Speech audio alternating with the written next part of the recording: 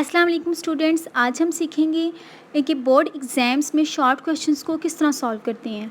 सबसे पहले आपने ऊपर सब्जेक्टिव की हेडिंग देनी है। अगर आप चाहें तो यहाँ पे जौन सा आपका सब्जेक्ट है, इंग्लिश, केमिस्ट्री, फ़िज़िक्स, बायो, उसकी हेडिंग दे सकते हैं। लेकिन चूँकि जो एग्ज़ामिनर होता है उसको पता होता है, जो चेकर होता है उसको पता होता है कौन सा सब्जेक्ट है, इसलिए आप सब्जेक्ट की हेडिंग बेशक ना दें, आप सब्जेक्टिव की दे दें। अगर आप आम टेस्ट कर रही हैं, स्कूल टेस्ट है या असाइनमेंट है, कॉलेज टेस्ट है, तो आप सिर्फ केमिस्ट्री या बायो भी लिख सकती हैं। उसके बाद मैं यहाँ पे 605 मास्टर का कलम मार्कर यूज़ कर रही हूँ। ब्लैक मार्कर से मैं क्वेश्चन की हेडिंग दूँगी। आप ब्लैक मार्कर यूज़ कर सकते हैं, अलाउ होते हैं। क्वेश्चन की हेडिंग कुछ इस तरह दी जाएगी। ये राइटिंग मैं अपनी पिछली वीडियोस में सिखा चुकी हूँ। जिसने वो वीडियोस नहीं देखी वो जाके वीडियो देखिए, उसमें मैंने बताया कि मार्कर को यूज़ कैसे करते हैं और उससे लिखते कैसे हैं। क्वेश्चन नंबर 2 हमेशा होता है, फर्स्ट क्वेश्चन एमसीक्यूज़ का होता है और सेकंड क्वेश्चन शॉर्ट क्वेश्चंस का होता है। अब जो शॉर्ट क्वेश्चन हम कर रहे हैं उसको हम पार्ट से रिप्रेजेंट करेंगे और उसकी मैं हेडिंग दूँगी। इसके लिए मैंने 604 मार्कर यूज़ किया मास्टर कंपनी का। आप किसी भी कंपनी का मार्कर यूज़ कर सकते हैं, लेकिन कट मार्कर होना ज़रूरी है। अब फिर से मैं 605 मार्कर यूज़ करी क्योंकि मेरी मेन हेडिंग है। अब आपको जो क्वेश्चन आया उसमें आपने खुद देखना है कि मेन हेडिंग कौन सी बनती है। आपने वो हेडिंग शॉर्ट क्वेश्चंस में देनी है। शॉर्ट क्वेश्चंस में हेडिंग मैं इसलिए दे रही हूँ ताकि चेकर जब आपका पेपर चेक करे तो उसको समझ आ जाए कि बच्चा कौन सा शॉर्ट क्वेश्चन कर रहे हैं। उसके बाद जब हम पेन से लिखेंगे तो कुछ इस तरह लिखा जाएगा।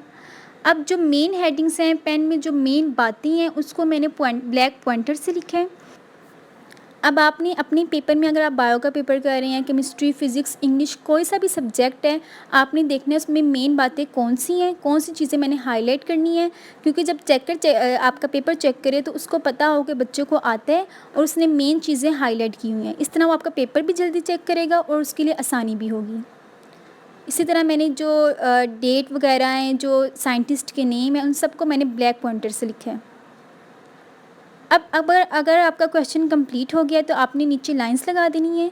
लेकिन अगर कंप्लीट नहीं हुआ, आपने नेक्स्ट क्वेश्चन करना है, तो आपने नीचे पार्ट की हेडिंग देनी है और नेक्स्ट क्वेश्चन की स्टार्टिंग पॉइंट से लिखना स्टार्ट कर देना है। नेक्स्ट क्वेश्चन फॉर एग्जांपल उन्होंने हमसे बेंजीन के बारे में कुछ पूछा है तो आप बेंजीन की हेडिंग देंगे। मैं बार बार कह रही हूँ, जिस चीज़ के बारे में पूछा है, जो मेन हेडिंग है उसको हमने हेडिंग में लिखना है। जो मेन बात पूछी है वो हमारी हेडिंग में आएगी। कुछ इस तरह लिखा जाएगा।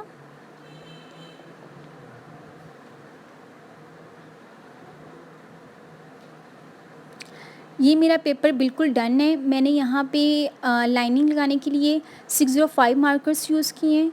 अब आप देखिए, मैंने जो सब्जेक्टिव था वो मैंने ब्लू से लिखा है, फिर मैंने ब्लैक से लिखा है, फिर मैंने पार्ट ब्लैक से लिखा है, नीचे फिर मैं ब्लू से लिख रही हूँ। तो आपने इन बातों का ध्यान रखना है, जो हमारी मेन हेडिंग्स हैं वो आप ब्लू से लिखें। इस तरह खूबसूरती भी बरकरार रहेगी और पेपर भी अच्छा लगेगा।